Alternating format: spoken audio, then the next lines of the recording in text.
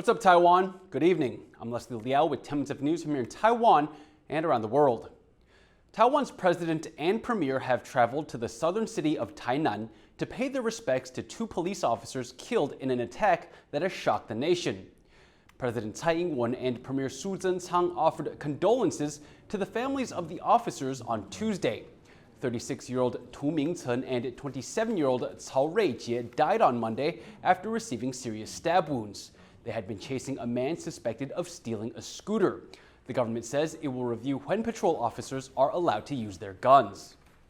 警察同仁所需要的相关法律的修正、相关工具的给予，以及执法的压力的减轻、解除等等，我们都做各方面的全盘检讨。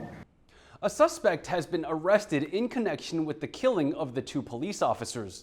The local police force says the man was arrested after a 17-hour nationwide manhunt that involved 68 officers. Bing Wang reports.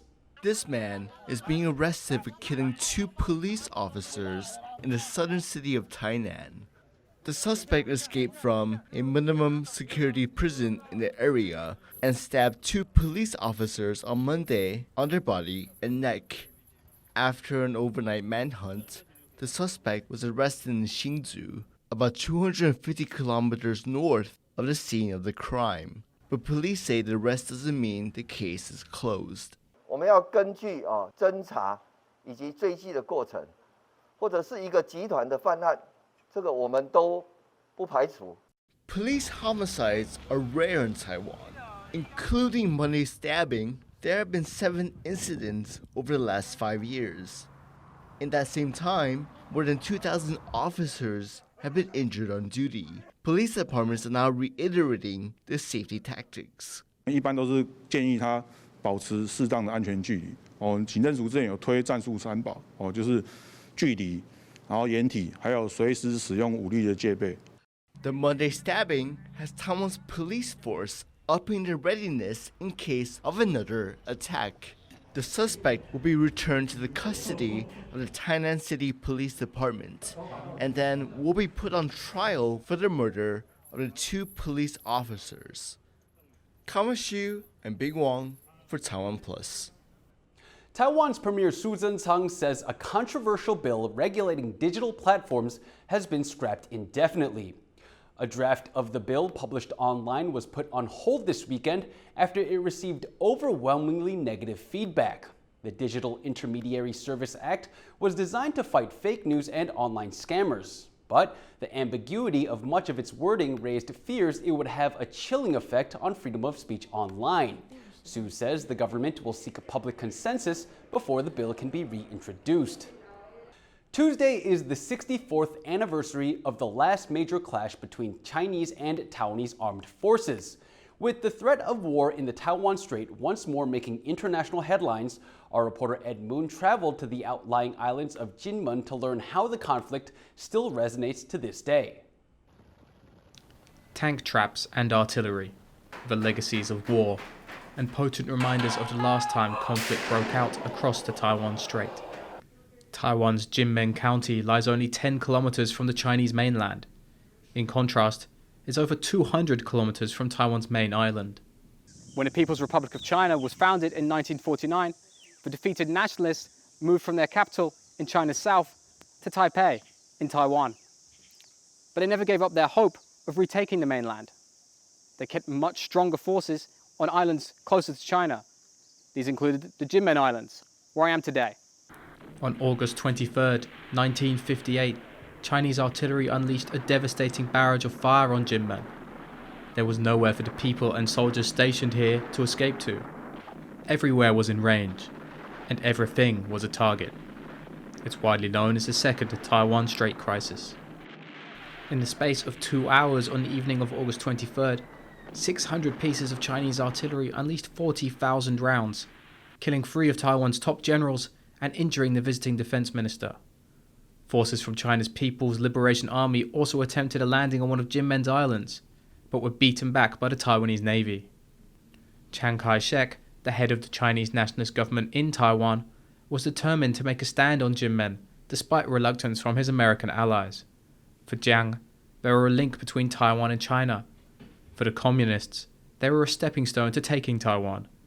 And so for the people of Jinmen, war became an everyday fact of life. Zhang Jingli was born and raised in Jinmen and headed up a local militia unit. 那个时候金门人哦，这个在蒋介石的领导之下，大家反共的这个决心非常的坚定。我们就是要保家保命嘛，保国嘛，所以男女通通都有枪，我们都有枪，家里都有枪，男女这边天天都要去打靶。我们要盖一栋房子要留射口，万一战争来，我们躲在里面打外面，都训练的很厉害啊。But as Taiwanese veteran Lin Shiliang tells us, a rifle could offer no protection from the August 23rd bombardment. 你要掩蔽，我们都这样蹲起来，靠枪毙比较安全。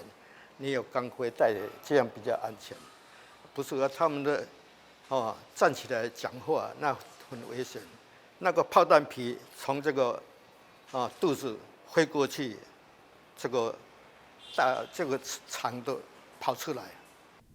The main Chinese assault on Jinmen lasted for over 3 months, killing and injuring thousands of people. But bombardment of the island continued on alternate days for over 20 years, until China and the United States established diplomatic relations in 1979. The experience has had a profound impact on how people here feel about the prospect of a future conflict, especially in light of Russia's invasion of Ukraine earlier this year.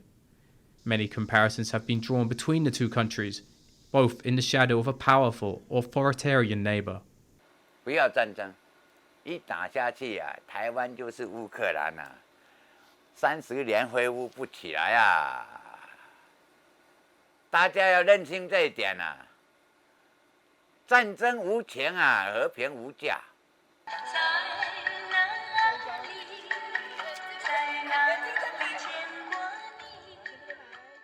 Despite a shared belief that future conflict should be avoided, the veterans of the second Taiwan Strait crisis are also united in their belief that without their efforts, the Taiwan of today wouldn't be possible. While Taiwan hasn't formally declared independence, it functions as a nation with its own military, currency, and democratic government. But Communist China maintains that Taiwan is a part of its People's Republic.